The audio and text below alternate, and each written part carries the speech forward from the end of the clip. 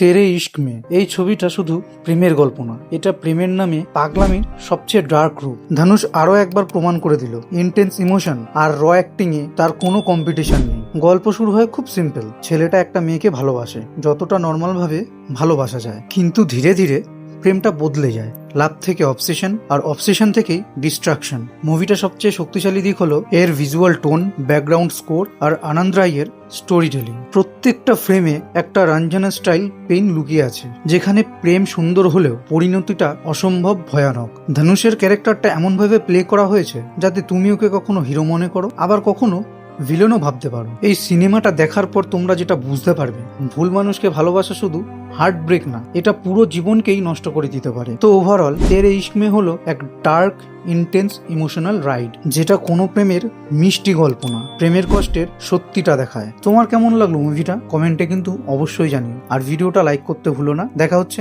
Next ভিডিওতে।